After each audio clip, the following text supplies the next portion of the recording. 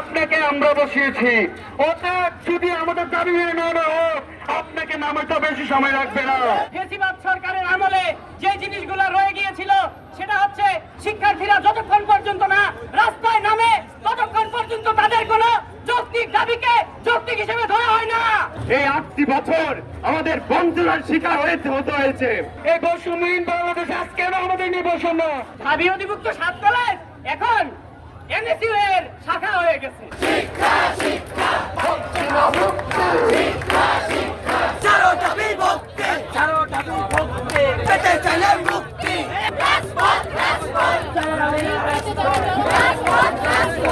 এই 7 কলেজকে ঢাবি তাদের বাণিজ্যের একটা শাখা বানিয়ে রেখেছে। আমরা প্রাথমিক বৈষম্যগুলো অনেক বলেছি, 30টা থেকে 32টা বৈষম্যের কথা আমরা তুলে ধরেছিলাম গত সেপ্টেম্বরের 22 তারিখে একটা সংবাদ সম্মেলনের মাধ্যমে। তারপর আমরা শিক্ষা উপদেষ্টা বরাবর স্মারকলিপি দেই, তারপর আমরা ইউজিসি বরাবর এবং ঢাবি বিসি বরাবর স্মারকলিপি প্রদান করি। প্রদান করার পরেও তাদের কাছ থেকে আমরা কোনো ধরনের কোনো ফিডব্যাক পাইনি। আসলে বাংলাদেশে বিগত ফেসিবাদ সরকারের আমলে যে জিনিসগুলো রয়ে গিয়েছিল সেটা হচ্ছে শিক্ষার্থীরা যতক্ষণ পর্যন্ত না রাস্তায় নামে ততক্ষণ পর্যন্ত তাদের কোনো যৌক্তিক দাবিকে যৌক্তিক হিসেবে ধরা হয় না।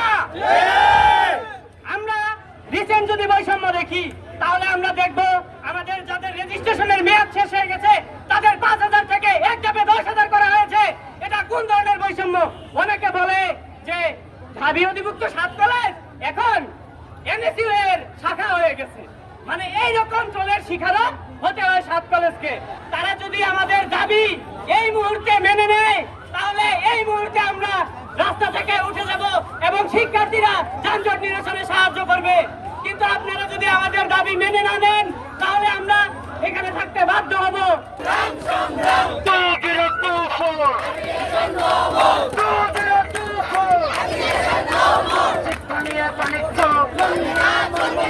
আন্দোলন করেছি, সংগ্রাম করেছি বৈষম্যের বিরুদ্ধে। আমরা এই আন্দোলনের মাধ্যমে জানিয়ে দিচ্ছি যে আমরা যৌক্তিকভাবে আমাদের আন্দোলন জানাবো। আমরা রাজপথে আসতে চাইনি, কিন্তু আমাদেরকে রাজপথে আনতে বাধ্য করেছে। 2017 সালে ঢাকা বিশ্ববিদ্যালয়ে অধিভুক্ত করা হয়েছে 7 কলেজের শিক্ষার মানকে উন্নত করার জন্য, 7 কলেজের শিক্ষার্থীদের থেকে গবেষক বের করার জন্য, বিজ্ঞানী বের করার জন্য, দার্শনিক বের করার জন্য, ডক্টর বের করার জন্য, আমাদের ডক্টরেট বের করার জন্য। কিন্তু আমরা কি দেখতে পেয়েছি? এই 8টি বছর আমাদের বঞ্চনার শিকার হতে হয়েছে। আমরা বারবার রাজপথে এসে আমাদের দাবি আদায় করতে হয়েছে। এখনো আবারও রাজপথে আসতে বাধ্য হয়েছে আমাদের। আবারও আমরা জানিয়ে দিতে চাই, যদি আমাদের এর দাবি মেনে না নেওয়া হয়, গণজোয়ার গণ আন্দোলন হবে। সেই আন্দোলনে পুরো ঢাকাকে অস্থিতিশীল পরিবেশ সৃষ্টি করে দেওয়া হবে। চলবে না, চলবে না, বাণিজ্য চলবে না, চলবে না, সেখানে ব্যবসা চলবে না, চলবে না। সমন্বয় বলেন, কোন উপদেষ্টা বলেন, কারো কথা আমরা শুনবো না। আমাদের হাতে দাবি আদায় পর্যন্ত আমরা মাঠ ছাড়ছি না, ছাড়বো না, ছাড়বো না। আমাদেরকে ঠাকুরমার চুরি শোনানোর সময় নাই।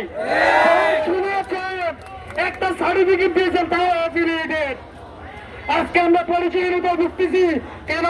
আমি একজন প্রত্যেকের গ্রামের সন্তান। আমার গ্রামে যে আমি বলি আমি 7 কলেজে পড়ি। কি বলছ রে বাবা, তুই 7 কলেজে পড়ো? 7টা কলেজ, আমরা তো একটা তো লড়তে পারি না। তারপর যদি বলি ঢাবিতে পড়ি, কি বলছ তুই ঢাবিতে কোন আলো থাকো? এটা বলতে পারি না, আবার চেষ্টাও বলতে পারি না। তাহলে কেন এই বৈষম্যহীন বাংলাদেশ আজকে আমাদের নিয়ে বৈষম্য?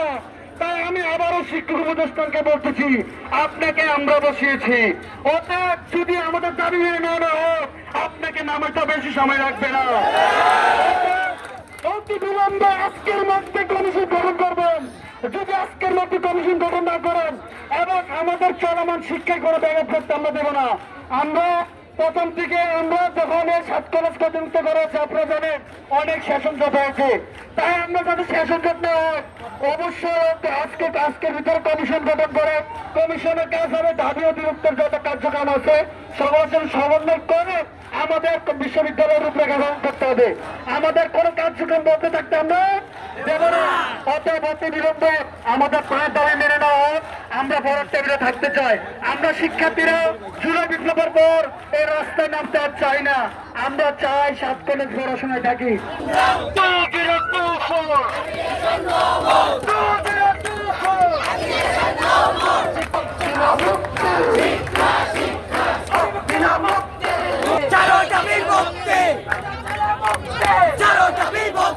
সংবাদ, ফিচার ও অনুষ্ঠানের জন্য ভিজিট করুন সংবাদ প্রকাশের ওয়েবসাইট এবং যুক্ত থাকুন ফেসবুক পেজ ও ইউটিউব চ্যানেলের সঙ্গে।